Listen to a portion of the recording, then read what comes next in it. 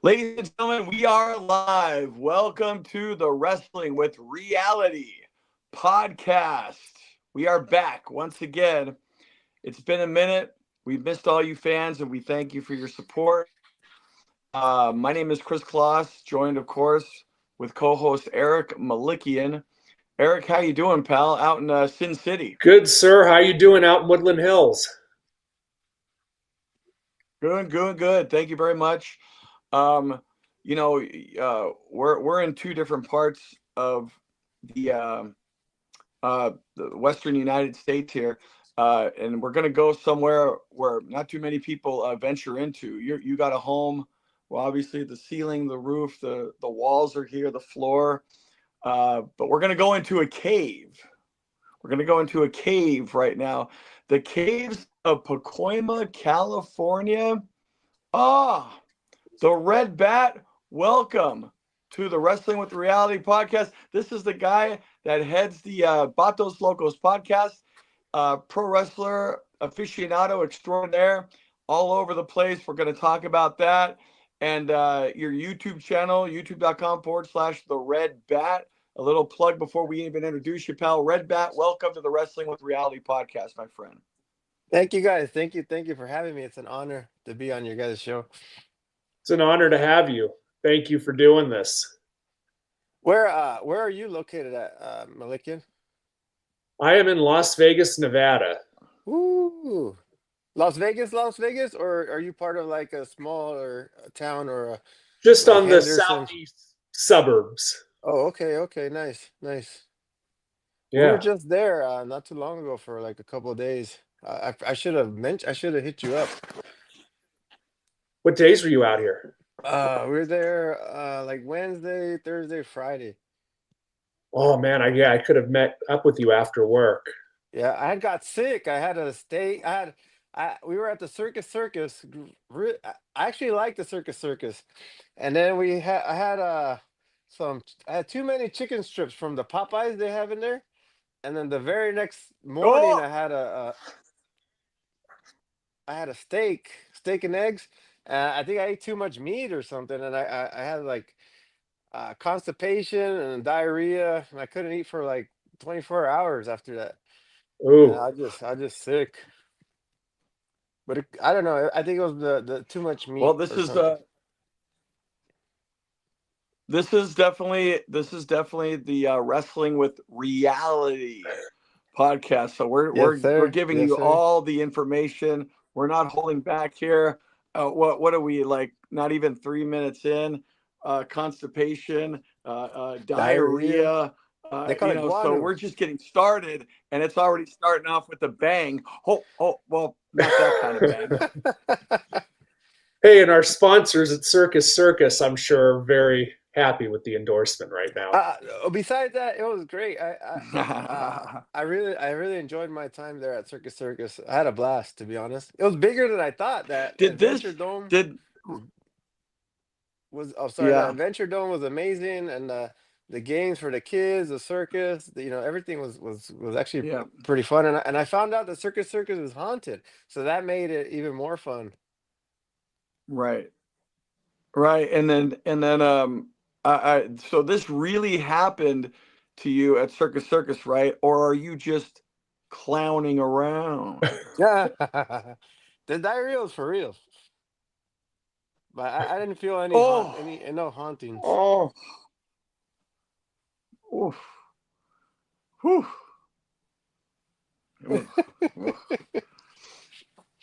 Yeah. But I'm representing my favorite football team. The colors of the New York Giants is red, blue, and gray. So that's what right. colors are. And Kris has the Raiders. Oh, the Raiders. Two teams that are you're home. Eliminated you're from home. the playoffs. Yeah, Las Vegas Raiders. Yeah, there you go. Yeah. Two teams that are eliminated from the playoffs. They're done. Mm-hmm. Yeah. But we are obviously not bandwagons, front runners. We stick with our teams, obviously. Oh no, I'm blue forever. Till the day I die. Yeah. Same. You guys are loyal, and that's what matters. Do you have a team, Eric? Not a huge football fan. Oh, that's fine. That's When it fine. comes to baseball, different story. What are you, Padres? No, Atlanta Braves. Oh, Atlanta. Not Yeah, a Dodgers. You're not a Dodgers fan. no. Too bad, huh? Too bad. So sad. It was my daughter's is. They just won the damn World Series. Yeah, they did. Congratulations to Yeah, them. yeah, yeah, yeah. Yep. Well, on that note, Red Bat, tell us how you broke into professional wrestling.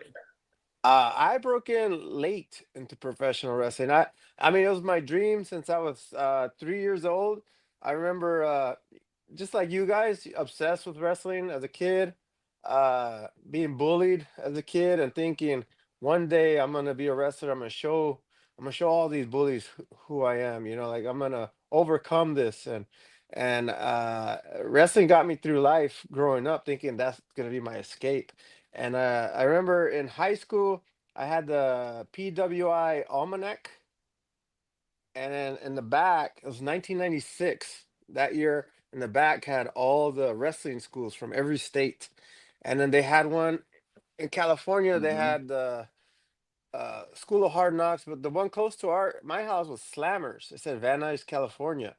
And I said, when I turn 18, I'm gonna call that number and I'm gonna start my journey in wrestling. And when I turned 18, I called that number and the phone kept ringing and nobody picked up the phone. So I thought, oh, this is it. And I started accepting reality that I don't have the body of Hulk Hogan or the Ultimate Warrior. So I was like, oh, this isn't gonna work out for me. So I kind of gave up the idea of being a wrestler. So years later, when I was about 26, 27, I was taking up boxing in San Fernando, at a gym called John Bray's Boxing Gym. John Bray's he's a famous trainer for boxers and MMA fighters, and I became good friends with him at his boxing gym. And I was there one day on a Saturday training. um, I was doing jump rope, and these little luchadors came in. They're like short with pot bellies, and they were doing this special for a Mexican TV show called El Gordo y la Flaca. So the fat guy and the skinny girl, they had Yeah. this popular show on I think it Yeah. was Telemundo or something, I remember. and and they were doing like these Hmm. a presentation, like, and they're doing all these rolls and flips and stuff, and it blew my mind that these short chubby guys can move like that, move the way. It blew my mind how they were moving, and uh and that they're wrestlers, they're luchadors, and they're tiny, and not tiny but just Right. short for compared to the normal man, right? And uh and when they were done, I immediately ran up to them and I said, excuse me, like, how can I get into this? And this has been my dream my whole life. And the wrestler said, oh, talk to my manager. So his manager, I approached him. His name is Joe Medina, and Joe Medina looked me up. He looked me up and down. He's like, "Meh." I was like, "Meh." He goes, here's my business card. He goes, call me one day. We could set an appointment at my house. He goes, for a tryout. He goes, if you can hang, then we'll talk business.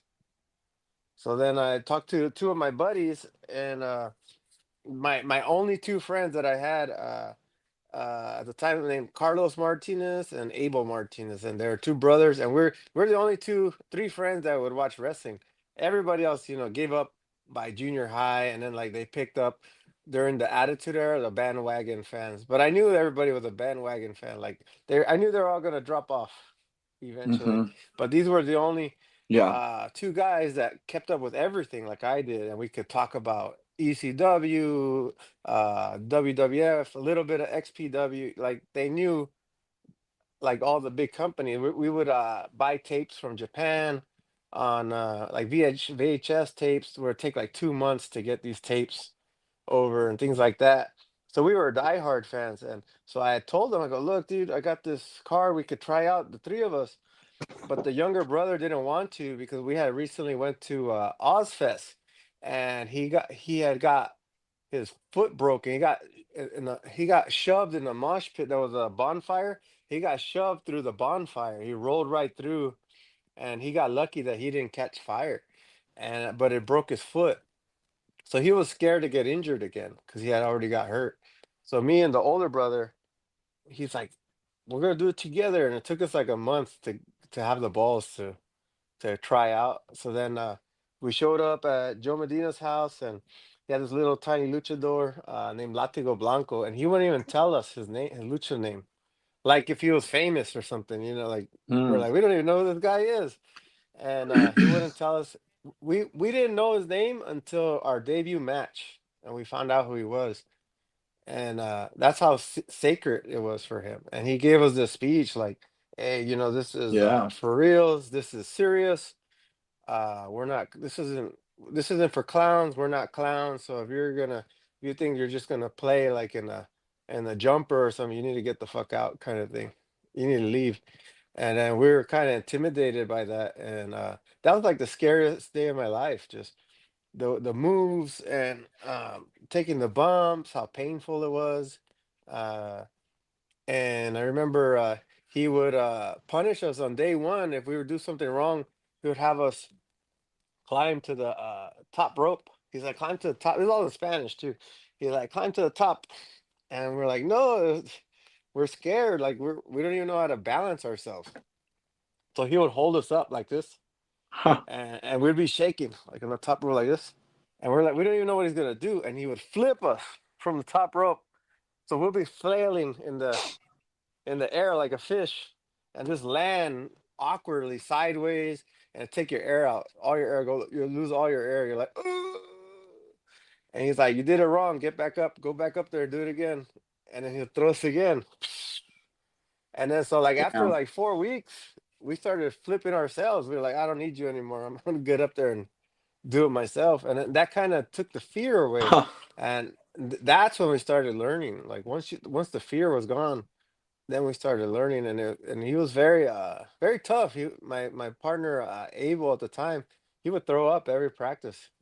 And then the sun, it was no shade, no air conditioning. It was outside, so the sun would just burn. It would burn the mat. So if you fall on the mat will burn you. So you spring back up real quick. And then I remember he would never give Hmm. us breaks. He was like, "All right, you ready? Take a break. All right, let's take a break. Okay, you guys ready? Let's get back to it." And we wouldn't even have a chance to drink water or anything. But that was like 2000 summer Wow. 2008 when we first started training. And then from there, after like 5 6 months, we had our first match. I think 2009, January 2009, we had our first match, and then it just started rolling from there. Now, And we would, who did you have your Did first you match with? go? uh-huh. Yeah, I'm sorry. Do you know who you had your first match with? Can you tell us about that? Yes, my first match was against BC Killer.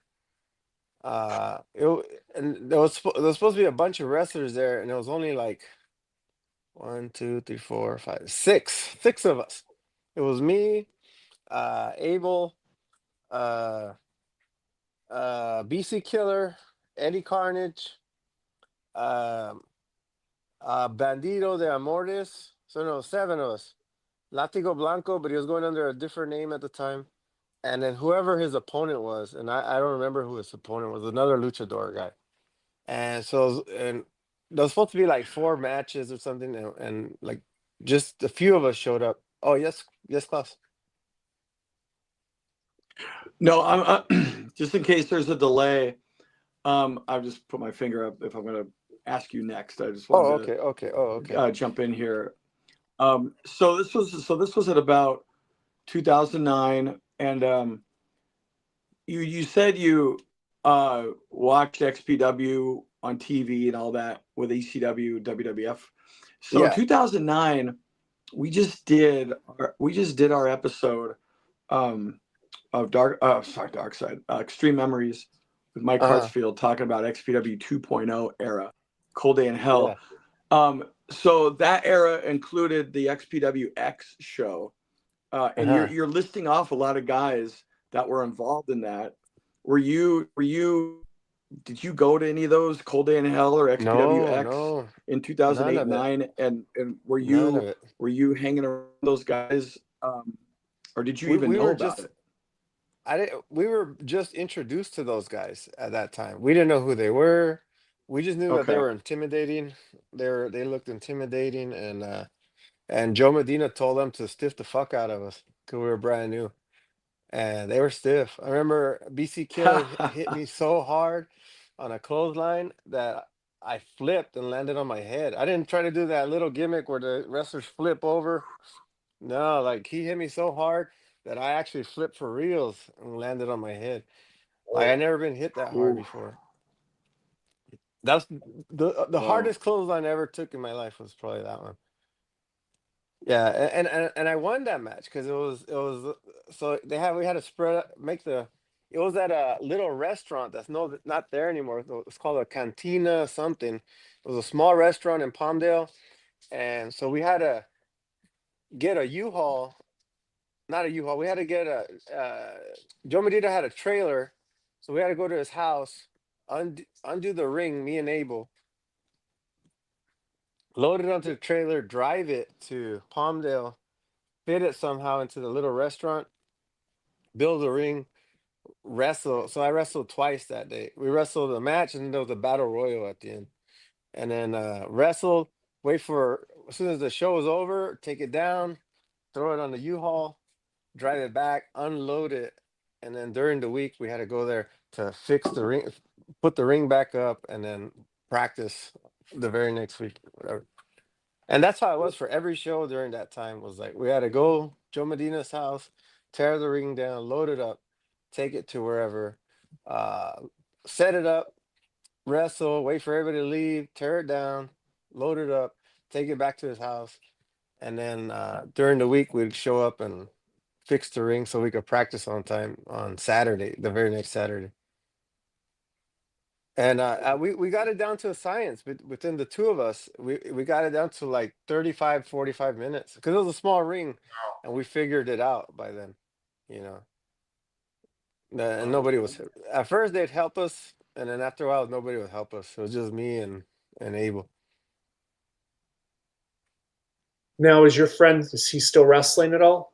Yeah, he wrestles under the name of the Insaniac. I mean, he uses the name Abel Martinez, and then it's in the Insaniac. We're actually partners. We're tag team champions for Crimson Crown Wrestling right now. We're in a stable, and then so what's cool about that is like if I'm sick or something, then he could defend the title with somebody else from the stable. And in the stable is myself, uh, Insaniac, Fern Owens, BC Killer, the guy I had my first match with, and the other guy, Eddie Carnage. Because these guys, I grew up with them throughout my wrestling career, and Eddie Carnage trained me for a while during my career. Later on in life, and we became like brothers, like all of us. And Fern Owens trained me for a while, so we all got close, and they invited me to be part of their stable, so I couldn't say no.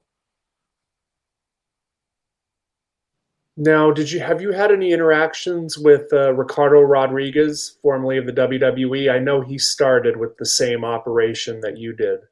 Yeah, it's funny you say that. Chimera. Actually, yes, I did. I actually got to tag with him like 2 months ago. We did NTLL for Joe Medina. He had it was an anniversary show. I forgot how many years. If it was 20 or 30 years. I forgot what. But he was my tag partner against Latigo Blanco, who was my first trainer, and my second trainer, who was Legionario Rosales. They were tagging together against me and Ricardo Rodriguez. And I remember seeing a shoot interview with Ricardo Rodriguez. This was like back in 2012, 2013, 2014. This was like that I saw RF videos, shoot interviews or something. It was with Ricardo Rodriguez, and he mentioned how he started was with NTLL, and that blew my mind that he started the same way I Mm, did, like a year or two before me for Joe Medina NTLL, and I was like, wow, we started the same way, and I never thought I would ever meet him. I was like, oh, that's great that I share that with him, but we don't know each other, and we'll probably never meet. yeah. And Joe Medina made it happen where we became partners, and we were tag partners for one day. So it was a big honor. He was very nice. He gave me some tips before the match, and he was a gentleman, professional. And the match was good. It wasn't great, but I thought it was good. There was some good moments in that match. But it was probably the biggest match of my life. The crowd. That was probably the biggest crowd of my life. And then the biggest match because of all the circumstances. It was the biggest crowd for the company that I started for. Uh, with this WWE wrestler who I really liked, and then against my trainer, I finally get to wrestle my trainer, my first trainer. I think that was our first match against each other. So it was a big honor for me to be. A lot of nerves on that one, and I'm glad that it came out positive. Hmm. Yeah, So tell us and some of the other biggest, big names you've worked with, in your past 16 years in the professional wrestling I, business. I mean that had to be the biggest name of all of them. I was involved in like a scramble one time for UEW with I got hit in the head with a chair by Bestia 666 and then Damien 666. I didn't wrestle them, but it was Hmm. part of like a brawl, or they hit me before, and that was cool. Um, uh, some of the big names for me, like I was trained for a while, for a few months by Supreme. That was a big deal for me. When Because I just heard stories from Eddie Carnage that he was part of XPW. He was a student there. That Supreme was his teacher, and he was telling us these stories that Supreme would carry around a steel chair, and that's how the way he would discipline them Yeah. was he would hit them in the head with a steel chair in practice, like all throughout practice when they would fuck up. Oh, can we curse here or? Yeah, go for it. Okay, all right. Yeah, yeah. So Yeah. like when they would mess, they'll fuck up. You hit them in the head with a chair, and lay them out and stuff. And I go, wow, that's wild. And I was like, and I had met Supreme once at a LCW show, just to say like, oh, I'm a fan, or. And that's it. And then so one day I was waiting for Carnage in Pacoima. We're training in the legendary White Porks NSPW's ring in Pacoima. Uh, and I'm waiting for Eddie Carnage, and out of nowhere shows up, Supreme shows up, and I was like, like I immediately like had to take a shit, like the nerves hit me, like, and he came and he Here we he go walked back. around the Now we're ring. going back to the now we're going back to the beginning of the show. This time it's the shit. At least for past diarrhea. Yeah, yeah. When I get nervous, I gotta take a shit. That's just how it is. Uh, and when I get excited too, and when I drink coffee, so and monsters. So and so I'm already I'm like, oh my god, Supreme, like Carter's not there, just me and one other person, and there's another guy that I don't even know that Carnage invited him to train with us. So some black guy, I forgot his name, and he was part of UEW, the old UEW, the original UEW. They're like backyard wrestlers, and then they had a federation for a little bit. They shut down, so they wanted to bring back a new UEW 2014. And I was training, and I met this new guy that I never met before, and we're waiting for Eddie, and then Supreme shows up, and Supreme does this thing where like it looked like he was doing an entrance to a wrestling show. He walked around the ring, and he had this stone cold face, and he walked around us, and he shook our hand, and I was shaking. I was like, "Oh my God, Supreme is here! Like what is he doing here?" And then and he started talking to us, and he's like, "Yeah, I'm gonna train you guys today." And then we got in the ring, and I was scared. And he same thing like Latigo Blanco. He gave us a speech. He gave us like, "This is serious. Whatever I tell you, you need to do it. I need you guys to keep your mouth shut. I don't want to hear you guys talking. Raise your hand if you have a question. Uh, be respectful. Uh, don't be a mark. That kind of stuff." And then after a while, getting to know him, he was actually like a sweetheart of a man, but very serious in the ring. But outside of the ring, he was a family oriented, great guy, very great guy. God rest his soul, rest in peace, Supreme. Very knowledgeable. I learned a lot. Uh, he would have us bring books, like notebooks, and take notes and write down like uh, moves that we knew, moves that we want to learn, spots, the stuff. Just take notes so you remember all this stuff. I think he was the first that made us do that. You And then kind he of, you every kind of, uh-huh. no, finish your thought. Sorry guys, if I do that, finish your thought and I'll come back. I'll come in with the next question on that, Oh, for sure. please. Go. Yeah, he was like, next week come with a list of moves that you want to learn, and then so the next week we come with a list of moves. We'd watch it on YouTube. He would show us. We would do it, and then the very next week we had to like perfect the move, and then come up with a new list, and that's how we would train with Supreme.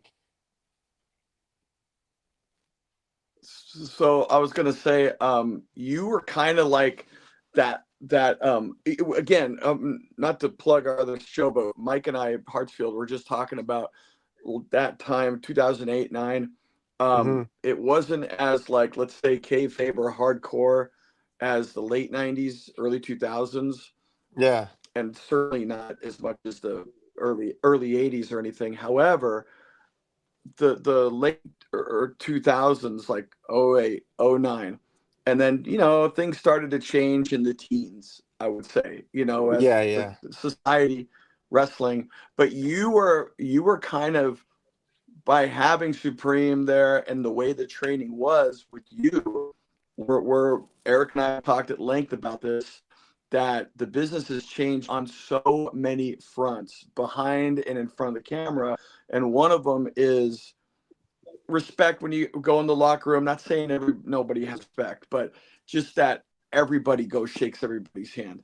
Oh Everybody yeah. that's in the business, everybody that's in the business, it's a tough business. You are out if you don't follow all these rules. And the training was Hmm. unregulated and tough. And you were Hmm. kind of, it sounds like, with the timeline too, it sounds like you were really like, you got that old school training because you were kind of started when that wave was just about to crest and break into the Hmm. teens, early Yeah. teens, and you were Yeah. there. It sounds like you were part of that old school training, which was, again, just coming to its end in many ways. Yeah, I got a little taste of that, and I'm glad I did.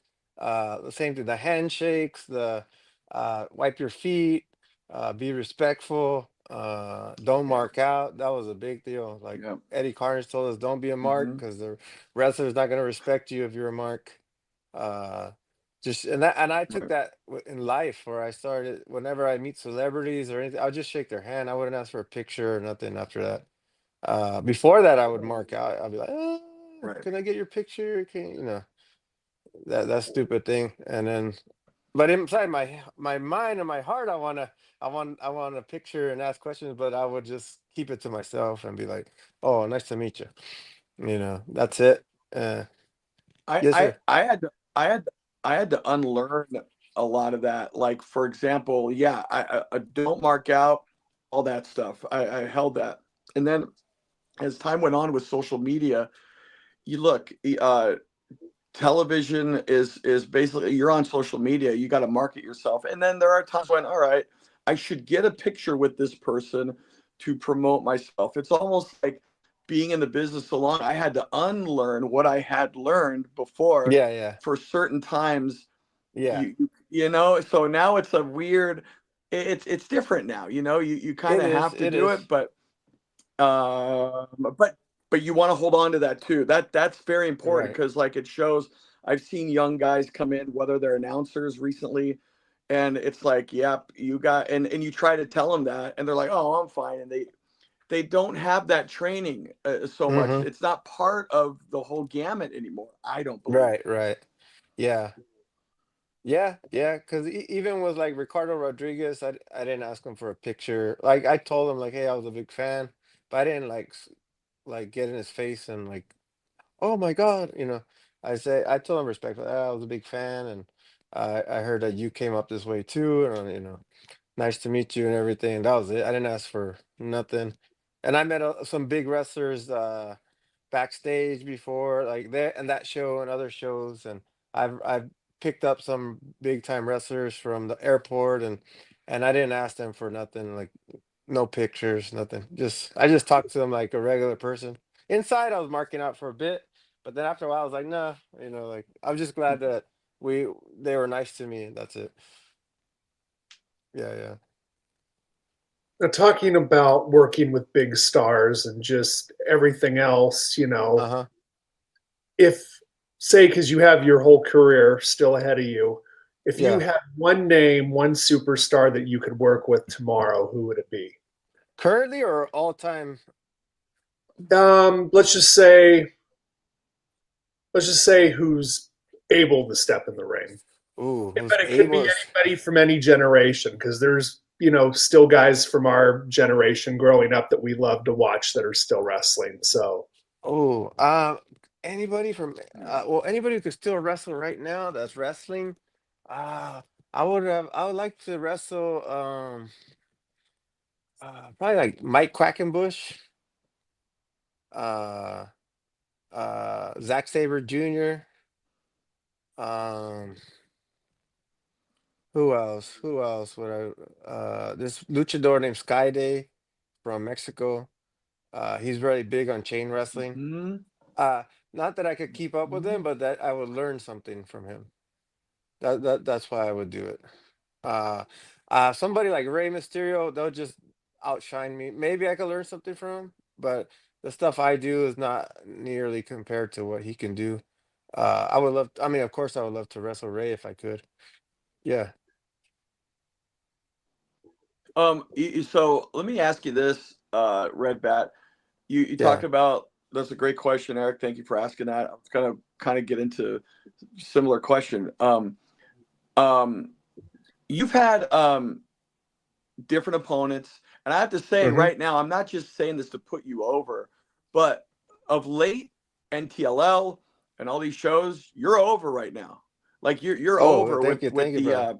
the you've been the fans have taken to you, in my opinion, the most I've seen so far with covering your career and working with you. The last show at NTLL, great pop, all that good stuff.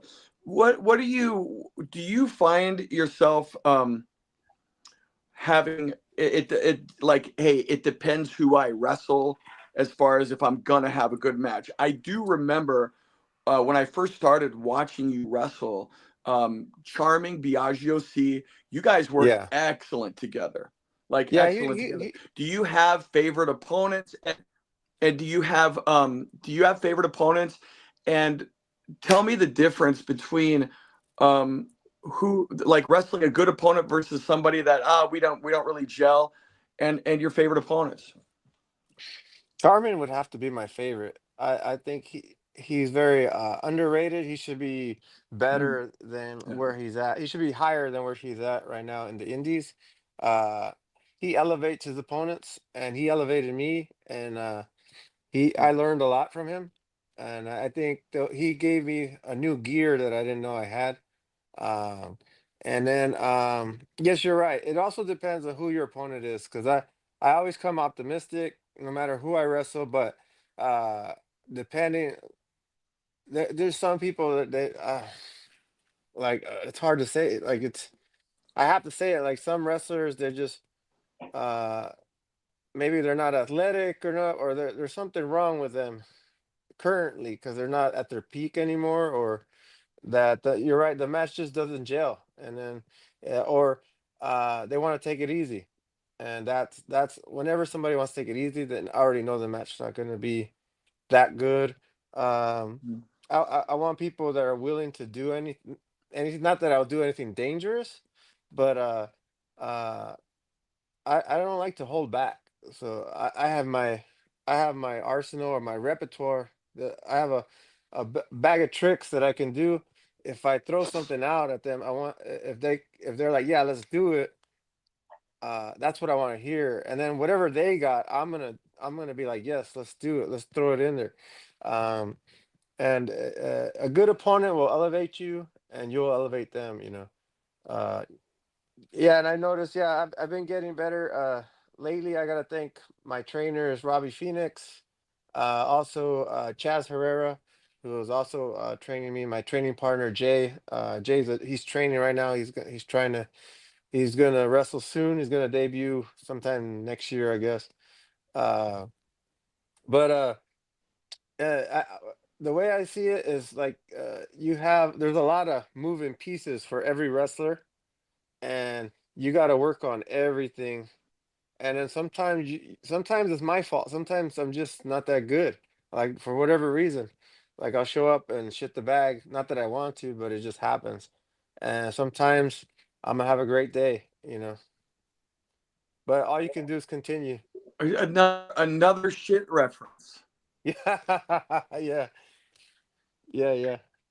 What is going bad shit? You're going bad shit. You're going bad I'm shit ba- tonight. I'm batshit crazy. Yeah. Yeah. There, you know what? You just came up with a maneuver. Now you got to figure something out and call it batshit. The batshit. Yeah, Oh. yeah, yeah. Maybe like some slime or something. Have it in a bag and like throw it at them. Put it Yeah, in my utility into my utility belt or something. it's your clay. You can mold it however you want. I'm sure you can come up with something great with it. Yeah. Yeah. All right. But like as far as opponents go that I like, Charming was probably top of the list. My last match was Isaiah Bronson. I think he was pretty good. He's training at New Japan Pro Wrestling right here in LA. He's really good. He's I think he has the potential to be the future of wrestling. I think he's got the size, he has the look, and the attitude. He has the right attitude. Uh, Casey Mm. Phoenix, I think, is pretty good. I Yeah. liked him. He's still Mhm. a student, and he's been wrestling for a few years. I think he has potential to be better, and he has the right attitude. There's a lot of other wrestlers out there that that are doing great. Now, tell us something. Besides being a professional wrestler, you're a family man. You're married with two Hmm. kids. How do you juggle your wrestling life with responsibilities, being a parent and having a full time job? How do you work all that in and make it all work? That's all trial and error. You got to crash and burn, and then pick yourself up. I just you know telling my wife like, "Hey, I'm a wrestler." She knew when we got together, and then just fight. It's always like fights, not fist fights, but arguments, and at home, like, "Oh, you're doing too much," and then so I'll be like, "All right, then."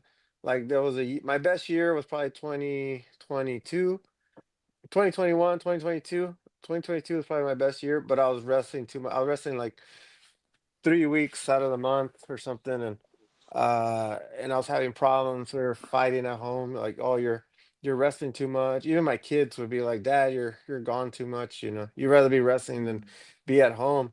So then I had to turn it back, take it like slow down a little bit, and then so I had to cut down like companies that I would work for, and then prioritize companies. So then this past year I prioritized NTLL and Crimson Crown Wrestling and Imagine Pro Wrestling. It's another small company that they do shows every once in a while. But right now, I think it's just MTLO and Crimson Crown.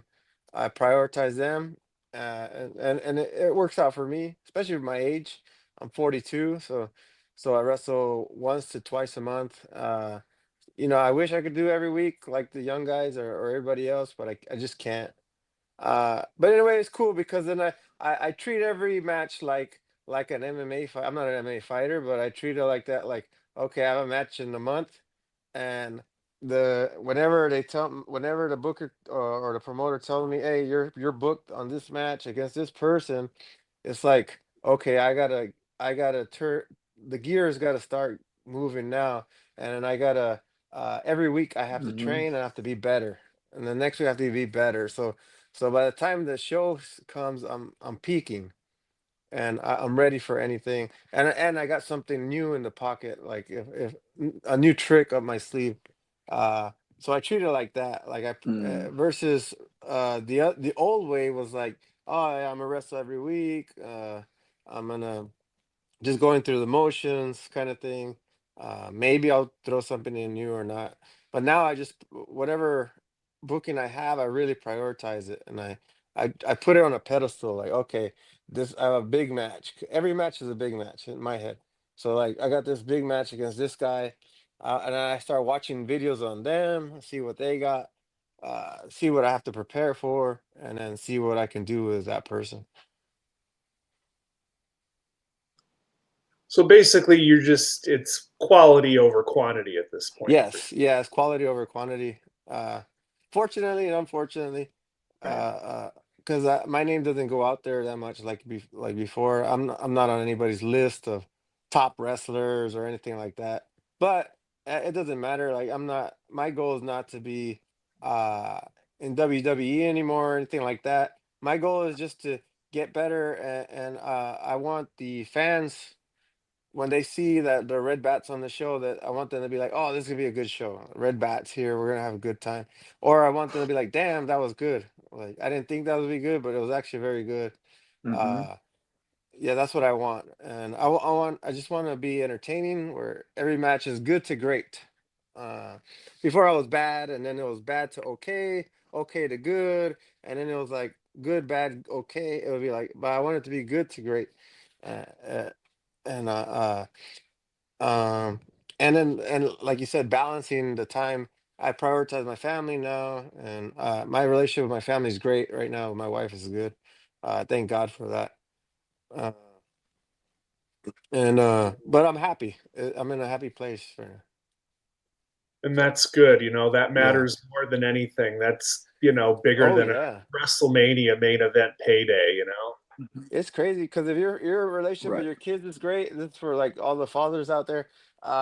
There's times where I even contemplating on quitting just so I could spend more time with the kids. 'Cause that's how great it is at home. Like, to be a father it's the best One thing in the thing, one world. thing, one thing I one thing I like that you definitely incorporate your family when we go to shows. Maybe not every show, but your kids are there, your wife, and it's just nice to see that. Mm-hmm. And I Mm-hmm. think maybe that's a big advantage you have as Yeah. far as that Yeah. juggling is concerned. It's like you don't want to separate it because there's a lot of guys that it's just business. They go and then they come Yeah. back home, but like that, I think maybe that's something that will help you kind of stay with it because you're with your family and Right. yeah, it's great. Yeah. Yeah. Because for me, it's a marathon. It's not a race. And a lot of these young wrestlers are Yeah. racing. I'm not racing no more. It's Yeah, like you said, quality over quantity. Uh, and I'm 42, so I gotta take care of myself more. I'm easier. I could get injured easier, so I have to protect myself a little bit more than a younger person. I got more to lose. It's And, the and I, uh it's huh. the it's the it's the journey, not the destination. Yeah. Oh yeah. And I have a blast. Just having a good Hmm. match. You have euphoria for a few weeks. You're on cloud nine. Nothing can go wrong after that for a few weeks. If you have a bad match, it's gonna haunt you Yeah. until you could redeem yourself, and it's the worst. Yeah. Hmm. Kris, And before I close it out, because I have one question I want to ask to bookend this, do you have anything you would like to throw his way? I guess I'll what you've been doing recently is great stuff. Um, Before we go to, we'll talk about what you've been doing outside of the ring, but in the world of wrestling, as far as, hey, we can't talk to the Red Bat without talking a little bit about Los Batos Locos, which of course is at youtube.com/, the Red Bat. Talk a little bit about that, but I don't want to give any, I don't want to jinx anything or say anything, maybe let the cat out of the bag completely regarding your career right now in pro wrestling. Uh, there has recently been talks, and you know what? This is close to home, physically close to home, but there's been recently some talks about possibly you ending up in a league that I'm involved in, which would be great. You recently had a couple words with the booker of MPW, Danny Devine, and could be something looming in the horizon for you as far as that's concerned, correct? Yeah, yeah, we had a conversation. And it was a good conversation. It was an it was a it was a perfect conversation, like the president says. It was a good conversation. We were talking, and I threw it out there, and I mentioned your name. I think we started talking because the I think the Diana, the ring announcer, I think she thought that they forgot everybody's ring music. So she asked me, "What's your ring music?" And I go, "Oh, it's the Scorpions." And but I forgot the name of the song. I go, "Kris would know. Kris loves the Scorpions." And Danny's like this. Danny's the one like, and he's going through all the songs. Rock me like a hurricane. I go, "No, not that song." And he's like, he was going through like a Nah, list of songs, nah. and I'm like, "No, no, no, not that one. It's more of a deep cut hit. Not a one of the mainstream From the hit." 19 from the 1980 from the 1980 Animal Magnetism album, that was Yes, Hold Me yeah. Tight. Hold me tight. Yeah, Yeah. yeah. Mm-hmm. And then so we Yeah. just started talking about injuries, and then so then I threw the question out there. I go, "Oh, what can I do to get on?" He goes, "No, just hit me up on Facebook or Instagram, and yeah, we'll get you on the show whenever you want." And then so I've yet to hit him up. Probably do it maybe this month or next month. Uh, I'll Cool. reach out to him. And that is that's great because, and you're talking about family. Those are on Friday nights. Just Hmm. another plug for Paul, a great friend of ours here at the Wrestling with Reality podcast, Logan X, and he's the one that owns, operates, but Danny Devine is the booker. Um, Yeah, at 19801 Nordaw Place, Chatsworth, California, every Friday night, 7:30 p.m. And so going back to that for you, for your time with your family, Friday night's kind of a work day. Then you kind of maybe it goes a little later, and then if that's kind of your home base, you maybe boom. A lot of guys have the weekend free. Then a lot of guys do it yeah, also because they can get other bookings. And this is close to home, and I'd love to see you on MPW because of the way MPW is produced. It's on YouTube, but it's yeah. produced like a television show. The commentary's there, the storylines. You'll have great footage, and that's what I think a lot of people need to see you in action, my friend. Yeah, yeah, and I think I could get a lot of my uh there like talk going back to the we were talking about the old school, the last of the old school training. I was there for the beginning of social media and using social media to promote yourself. And I think that's the problem a lot of wrestlers have now is that and these are wrestlers that are way better than me, don't get me wrong. I don't think they use the social media to their advantage. And because wrestlers, I think their bubble is only the wrestling family, and and other wrestlers don't care about you on social media. To be honest, wrestlers don't show each other love. Uh, I don't know if you guys noticed that or not. But if you could reach out to your friends, your personal friends, and your family, they will show you love because you're their friend who's a wrestler, or you're their friend who's involved in the wrestling world. And a lot of people neglect those people. And I get messages from all my friends and family like, "Oh, when are you going to wrestle in the valley? When are you going to wrestle close to home?" uh and I haven't been able to recently because I don't wrestle in the valley. I wrestle far away.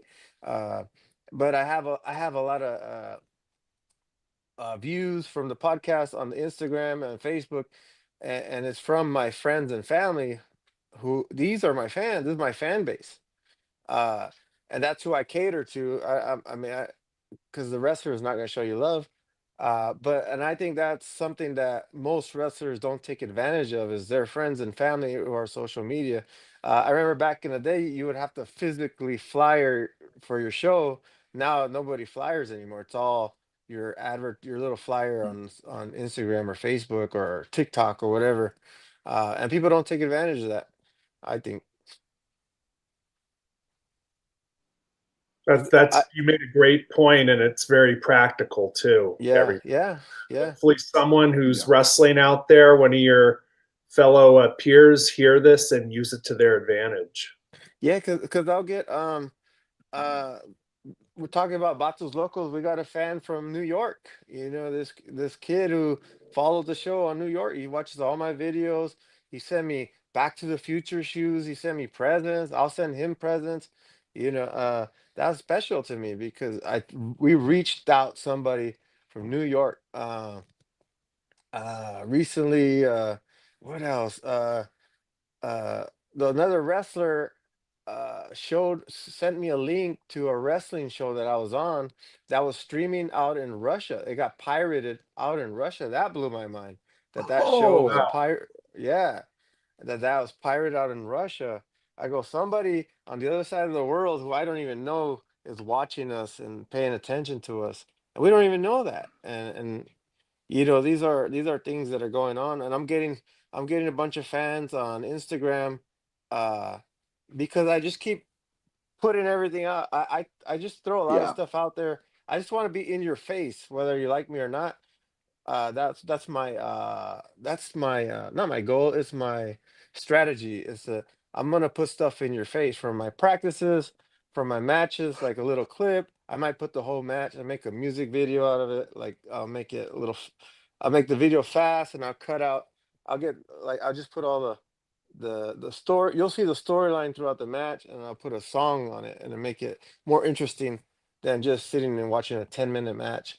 You watch a 4-minute video and you got the whole match. You know, things like that. It's just thinking outside of the box, and I get a lot of views on my videos Hmm. on Instagram, and I think, and there's a lot of wrestlers who are better than me who put out videos and they don't get, I watch and they don't get any views or hardly any, and I don't think they're using social media to their advantage.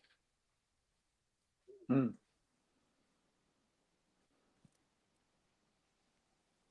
Well, on that note, that's a great way to segue into the end here, Kris and Red Bat. Do you guys have any plugs you want to give out? I'll, I'll, uh, I'll.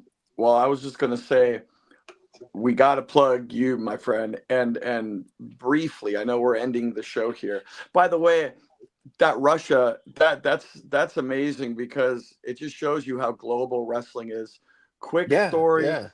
back in 2007, when I was in Europe, Wrestling Society X was a blip on the radar here. It was, but at in that time, like remember in the early 90s in Wembley Stadium, wrestling was big in England the way it was big in like the mid 80s here. Well, Mm-hmm, apparently mm-hmm. when I was in Italy, wrestling was huge. NWE was that big show, the Ultimate Wow. Warrior was a part of, Uh-huh. and that was like at a time when wrestling was big. I was rented a motorcycle, went around, I was in Italy, and I stopped by the Roman Coliseum to take a picture. I gave a guy the camera. He's like, "Aren't you Kris Kloss?" Right? I couldn't believe it. I'm Wow. here in the United Wow. States. Like, it happens barely, but like at that time, because Wrestling Society X was just on, and it was like repeated there over and over. Australia too. Apparently, it was like the Wow. hottest thing, and here it was like, yeah, it was on MTV, but no, but that's a cool story for you in Russia, and Yeah. just shows you how global wrestling is. Brings people together. Talk just briefly. I know we're going to sign off here, Eric. As far as myself, MPWs every Friday. I do Puto Rasu Inoki Dojo in Carson, OCCW, all sorts of shows, NTLL, um, XWW, um, and it just I'm all over the place. Just check me out on Facebook. My name, like you see, it's spelled right there. Hit me up on Messenger. Throw some comments down here, fans, who you'd like us to see, how you like this interview, any questions you have. Like, share, comment, subscribe. But briefly, we talked about youtube.com/the Red Bat. Um, in a brief synopsis, what is Los Batos Locos? What can we see there? What is it all about? And plug yourself again, if you don't mind. Los Bastos Locos was a dream I had one day. I wanted to do a talk show. I wanted it to be serious originally, and then so I had partner, the Black Bat, and I pitched the idea to him because he has the gift of gab. If you could channel his energy, right, he has the gift to have a great conversation. So I said, hey, we'll do this. We'll interview anybody, wrestlers, bands, people that we know, like mailmen or whoever. I want personal stories on these people. And at the time I threw the idea at him, he was in a bad time in his life where he's like, "Oh, I can't do it right now." So I originally just started doing this the podcast setup with myself and puppets, where I would interview these puppets, and that was gaining traction. And then the Black Bat saw that it was getting traction, and he joined me finally. And then so then he brought in the Grand Bat, who became our third host, and then we started interviewing guys here in the valley, like local wrestlers that we were friends with, and they would join the show as guests, and then they would just stay on as regulars. So now I have a whole onslaught of regulars on the show. We got like, I don't know, 8 or 9 guys who are here. Like, it's always mix and match. It became like a family. It became like a thing to do. I put the videos on YouTube. I don't get a lot of views on YouTube. The thing is inconsistent. I think the podcast is my escape. Once I'm done with wrestling, that's going to be the I will take it more serious, where I will be more consistent to grow the show more seriously. Uh, for right now, it's just a lot of fun where we get all the friends together, uh, just wild characters, and we have a good time. So I'll get like small clips from the show, put on Instagram. That clip will get 300 to 500 views on Instagram. YouTube, I get like 30 views, 40 views. It's not much, but it's there, you know. And for the show to grow, you need consistency, and that's what I don't have right now, Right. because I'm too busy with everything else. I mean, I have a show that we recorded a week ago that I gotta edit still, uh, and I want to polish the show. I want it to look professional, like some of these professional podcasts that are out there.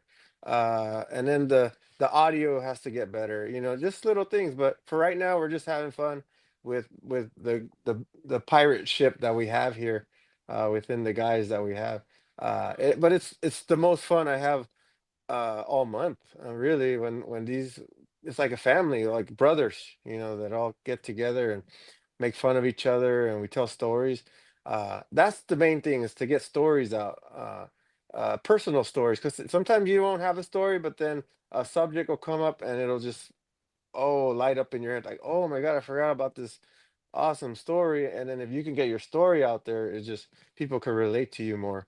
And then that's gonna be my escape. Once I'm done I with know you're wrestling, that's gonna editing be it. it. Yeah, I know you're yeah. editing the last show, but rumors circulating that I guess a fantastic, from what I hear, a fantastic impersonation of Dusty Rhodes by the Grand Bat. Yeah, actually, the Grand Bat, he has some of the greatest impersonation. He did the best impersonation of Dusty Rhodes. Him and Julio Rodriguez, I can't wait to Black see it. Bat did one.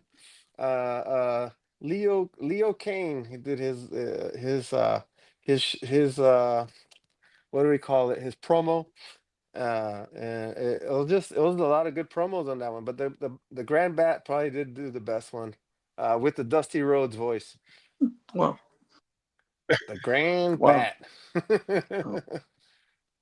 Maybe if we get a video of that, we'll link it down in the Yeah, comments section yeah. below once it's all edited. And Yeah, Okay. yeah. I yeah, just gotta edit it, and it's just trial and error. Sometimes we'll do a whole show and find out that the audio doesn't even get recorded, and we're like, "Fuck, what did we do?" But we had a good time, so then we'll just do it again, and then another few weeks, and then we do it again, and then the audio's good. But I want it to sound good. It has to be interesting, or else nobody cares. But the main thing is to get stories across, like this show. Like, this is perfect. you know if you get stories, personal stories, things like that. now how could people follow Bot Batos Logos? Right, Oh, I got to leave that up to Chris. Chris, he's the best at plugging that on YouTube. Chris, can you give me the plug on YouTube? YouTube.com/the red bat. And that's where you see all the archived episodes of Los Patos Locos, headed, of course, by the red bat. The regulars, like you said, you got the grand bat, the black bat, and all the cast of characters that are on there. So yeah, we do all this. George is there from youtube.com/the wrestling chatter, wrestling with reality podcast that you're watching right now, and yours, the red bat. So we're all kind of this interlocked family here. And Yeah. when you tune into us, you'll see, and all of us, you'll see it bounce across to We everybody else's social media and sites. So yeah, we we even always we ask even you fans to subscribe to this channel, of course, but yours as well, my friend. we even got the episode on YouTube with Eric Melikian on there the first time he was on the show.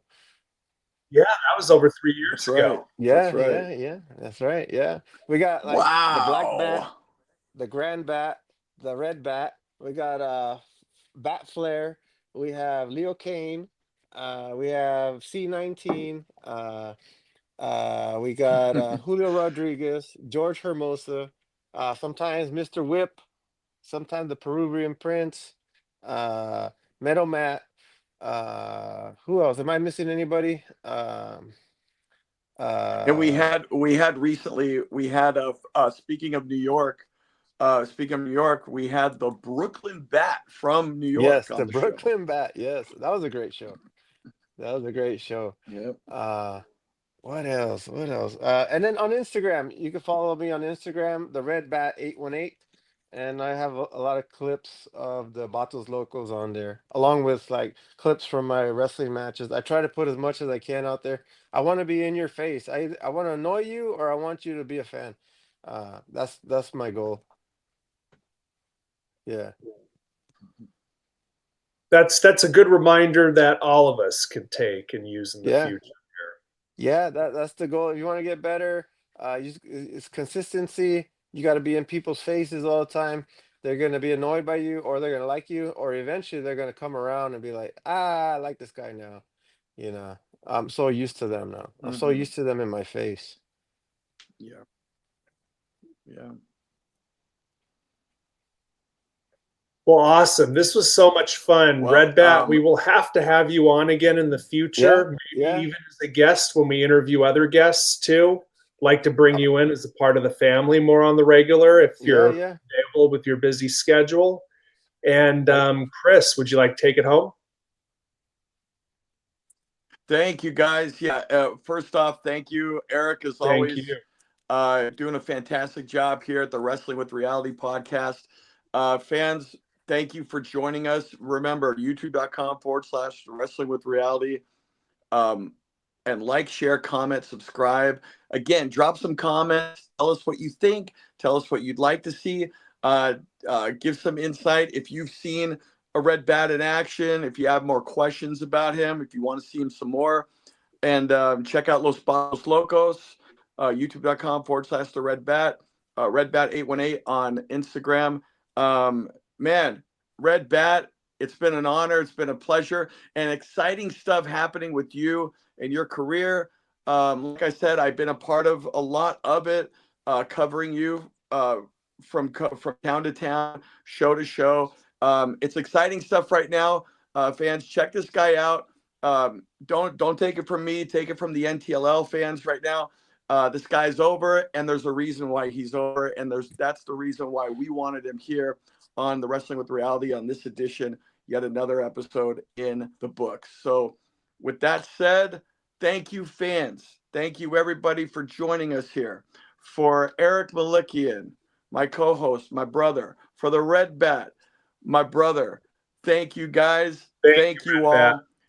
Thank you, Join guys. us Thank you, next Eric. time Thank you, on Chris. another edition right here. Yeah, join us again on another edition of the Wrestling with Reality podcast, and we will see you right here next time.